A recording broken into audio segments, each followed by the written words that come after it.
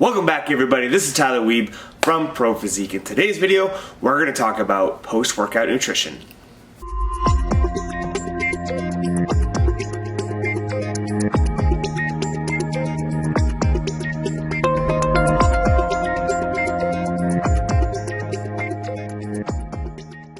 Alright, welcome back, everybody. I hope you are all having a fantastic week, doing it is whatever you do. Before we get started, just make sure to go ahead, hit that subscribe button so you're not missing out on any future videos. And then if you just want, go ahead, you can subscribe to or follow me on Instagram, and you can just DM me ideas if you want to see anything in future videos. I always welcome new ideas for videos. But today I wanted to talk a little bit about post-workout nutrition, the importance, and just maybe some rough ideas that you could maybe incorporate into your post-workout meal. So, post-workout meal. Why do we need a post-workout meal? Well, hopefully we just spent the last hour, maybe 2 hours, working our ass off in the gym, trying to put on a little bit of muscle or, preserve the muscle if we're in a fat loss phase. And so when we work out in a strength training, whatever bodybuilding fashion, the main energy source that we are using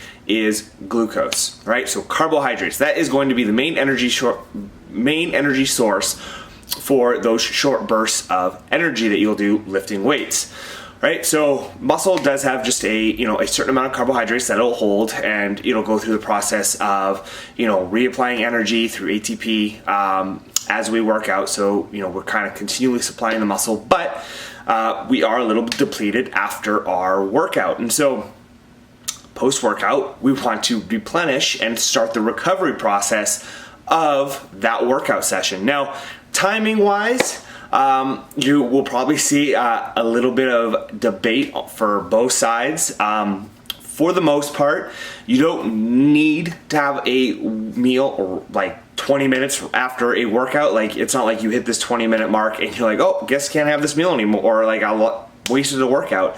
There is a good window. Let's say it's about a 2-hour window where you can not eat for an hour and then eat after that, and you're still going to be okay. It's not a waste of a workout because some people are just not hungry after a workout. I know after leg days for myself, I've got to wait about 30-45 minutes before I feel hungry because I've just kind of pushed myself so hard. I've actually get a little nauseous during it. So you don't have to eat right away, although if you do just want to take advantage and be the most optimal, then having something kind of within that 20-30 minute range isn't a bad idea.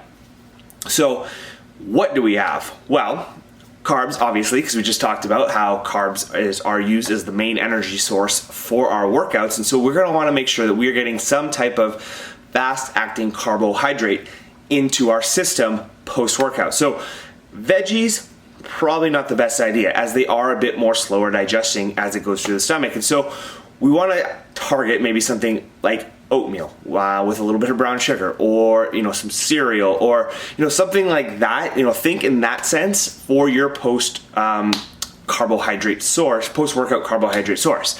Now, it doesn't have to be those two, but if we think along those lines, it's going to be digested and get into the muscle, into the body a lot quicker than, say, something like vegetables that's going to just take a little bit longer to digest. So we want to make sure that we get our carbohydrates in. And now this is also a good time to maybe get the majority of your carbohydrates in that you eat throughout the day. So roughly, I recommend, and this is just a recommendation, it's not like a requirement or anything like that by any means, but I typically roughly 25% of your carbs post-workout, right? So after this post-workout period, we are a lot more sensitive to carbohydrates and the uptake of carbohydrates into the muscle. And so that is the best time to maybe schedule the majority of your carbs in and around your workout so that we are ensuring that we are, recovering and filling the muscle back up.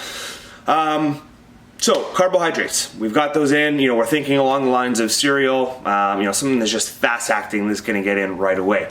So is there anything else? Well, we got protein and fat still. So protein, I am a big fan of getting some type of protein post-workout, especially if I haven't really had any protein, that morning, maybe just some BCAAs. Protein synthesis does last about 5 hours, and so if you do have like a protein shake or some protein, let's say an hour before your workout, you are going to be okay, post-workout if you don't get a ton of protein. But protein paired with carbohydrates does make it a little bit easier for the carbs to be absorbed into the muscle. So protein will actually help assist the repair and of the muscle, of stimulating muscle protein synthesis after we've broken it down. So it is a bit more anabolic. So it is probably a good idea to pair your carbohydrates and your protein together after a workout, just to help to assist with that recovery. And you should also probably be consuming an adequate amount of protein, throughout the day. So if that's just another meal where, it's just easy to quickly get some protein in and just kind of help to hit your protein numbers.